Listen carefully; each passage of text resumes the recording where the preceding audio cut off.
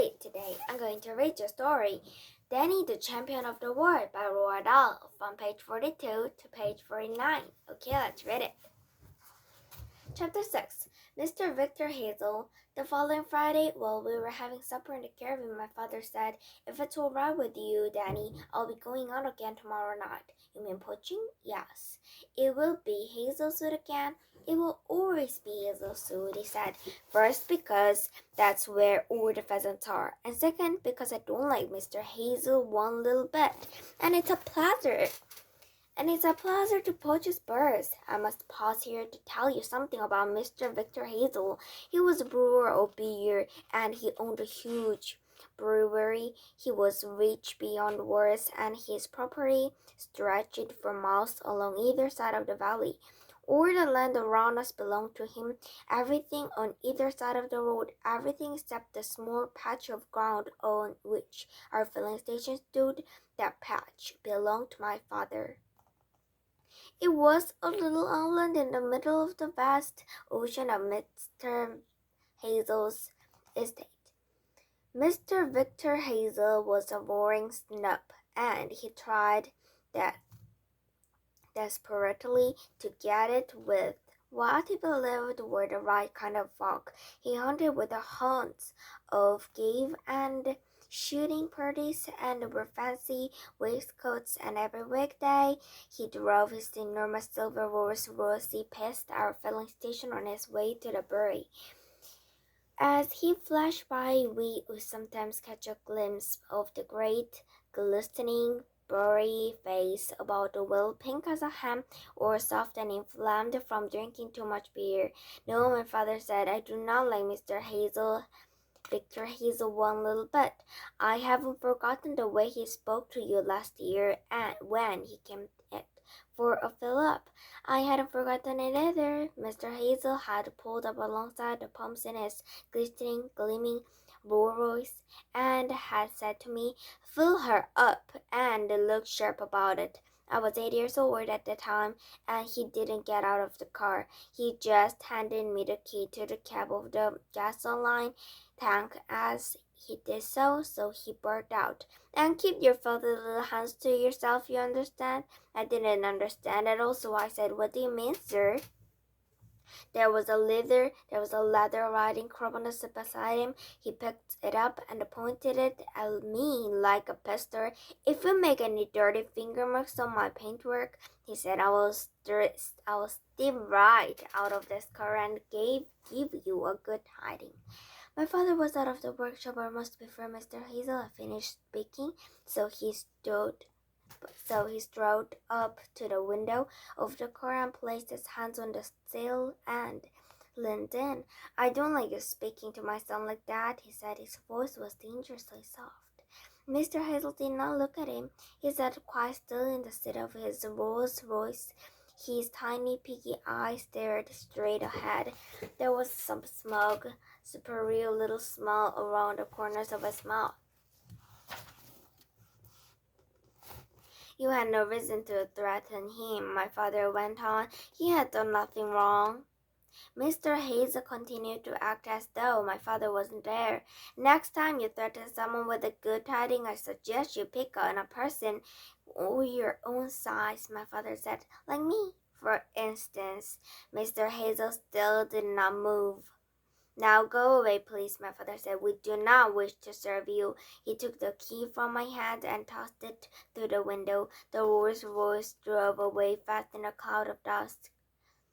The very next day, an inspector from the local department of health arrived and said he had come to inspect our caravan. "What do you want to inspect our caravan for?" my father said. "To see if it's a fit place for humans to live in," the man said. "We don't allow people to live in dirty, broken-down shacks these days." My father showed him the inside of the caravan, which was spotlessly clean and always as cozy as could be. And in the end, the man had to admit there was nothing wrong with it. Soon after that, another inspector turned up and took a sample of gasoline from our underground storage tanks. My father explained to me they were checking up to see if we were mixing some of our second-grade gasoline in with the first-grade stuff, which is an old Dodge purchased by a Kirky filling station owners. Of course, we were not doing this. Hardly a week went by without some local officer dropping by to check up on one thing or another, and there was little doubt, my father said, that the law and the census and trying to run us off our land. So all in all, you can see why it gave my father a certain pleasure to poach Mr. Victor Hazel's pheasants the night we put the raisins into the sock. The next day was Boxing Day, and don't think my father didn't know it. From the moment he got out of his bunk in the morning, the excitement began to build up inside him. This was the Saturday, so I was home from school, and we spent most of the day in the workshop decarbonizing the cylinders of Mr. Pratchett's Austin 7. It was a great little car and built in 1933, a tiny miracle of a machine that still ran as sweetly as ever, though it was now more than 40 years old. My father said that these Austin 7s, the better known in their time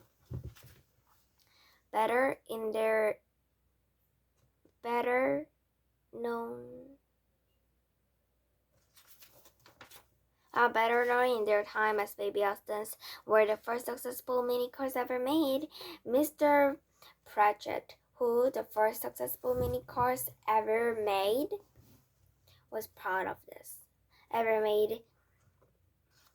This man who owned a turkey farm near Ellisbury was as proud as be of this one, and he always brought it to us for repair. Working together, we released the valve springs and drew out of the valves. We unscrewed the cylinder heads out and lifted off the head itself.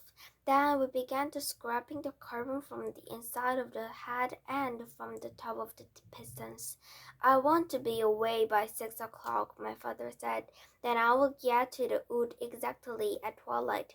Why at twilight? I asked. Because at twilight everything inside the wood becomes veiled and shady. You can see the move around, but it's not easy for someone else to see you. When danger threatens, but you can always hide in the shadows, which are darker than a wolf's mouth. Why don't you wait till it's get really dark? I said. Then you don't be seen at all. You wouldn't catch anything if you did that.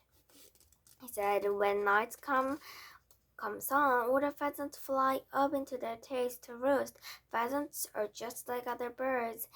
They never sleep on the ground. Twilight, my father added, begins about 7:30 this week. And as it at last an hour and a half walk to the wood, I must not live here later than 6 o'clock. Are you going to use the sticky hat, or will be the horsehair stuffer? I asked. Sticky hat, he said. I'm very fond of the sticky hat. When will you be back?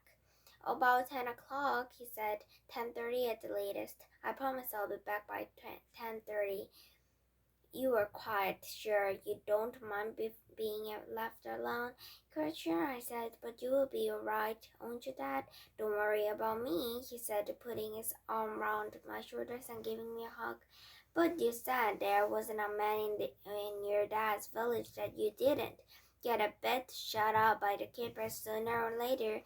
Oh, my father said, yes, I did say that, didn't I? But in those days, there were lots of keepers in the woods. Then there now. There were keepers behind almost every tree. How many are there now in Hazelwood? Not too many, he said. Not too many at all. As the day wore on, I could see my father getting more and more impatient and excited. By 5 o'clock, we had finished work on the baby Austin, and together we ran her up and down the road to test her out. At 5:30, we had an early supper and sausages and bacon, but my father hardly had anything at all. At 6 o'clock, Precisely, he kissed me goodbye and said, "Promise not to wait for me, Danny. Put yourself to bed at 8 and go to sleep, right?" He set off down the road and I stood on the platform of the caravan watching him to go. I loved the way he moved. He said the long loping stride older countrymen have who are used to covering great distance on foot. He was wearing an old navy blue sweater and an even older cap on his head. He turned and waved to me. I waved back. Then it disappeared around a bend in the road. Bye!